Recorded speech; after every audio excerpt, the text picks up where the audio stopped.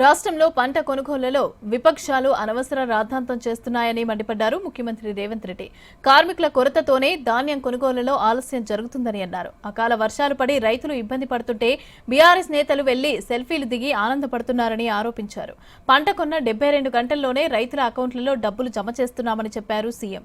గతంలో వరి వేస్తే ఉరేనన్న కేసీఆర్ ఇప్పుడు శవరాజకీయాలు చేయటం ఏంటని అన్నారు రేవంత్ రెడ్డి. మీరందరూ ఒరేసుకుంటే ఊరేసుకున్న ఆయన సిగ్గు లేకుండా రోడ్ల మీద తిరుగుతుంటే మీరు చూపిస్తున్నారు. ఆయన ఫామ్ హౌస్లో 150 ఎకరాలు వేసుకొని ఒక గింజ కొనేదే లేదు. మేము ఏమైనా వ్యాపార సంస్థలు నడుపుతున్నాం, ఒడ్లు కొన్నందుకు 4,500 కోట్లు రాష్ట్ర ప్రభుత్వానికి లాస్ వచ్చింది, ఎవడా ఇది చేస్తామా అని మాట్లాడిన వాళ్ళు సిగ్గు లేకుండా కళ్ళాల కాడికి పోయి కుప్పల కాడికి పోయినాం. వర్షం వస్తే వడగళ్ళ వాన పడితే నష్టం జరిగితే రైతు పోయి సాయం చేయాల్సింది పోయి ఆడ దిగి సెల్ఫీలు దిగుతున్నారు.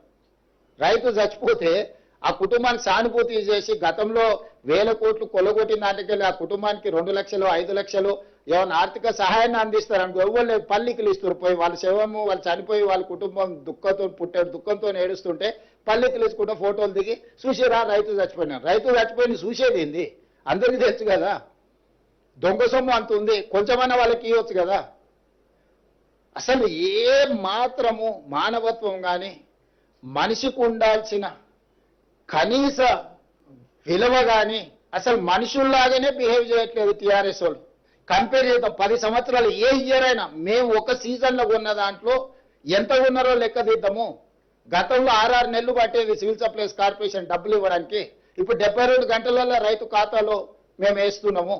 మన దగ్గర హమాలీలు తక్కువ ఉన్నారు. మనకి సీజన్లో బెంగాల్ నుంచి వచ్చి హమాలీ పని చేసే వాళ్ళు ఎక్కువ ఉన్నారు. ఆ రాష్ట్రంలో ఎన్నికలు ఉన్నందుకు కొంతమంది వాళ్ళ రాష్ట్రం వెళ్ళారు. 3-4 రోజుల మధ్యలో కొంత గ్యాప్ వచ్చింది.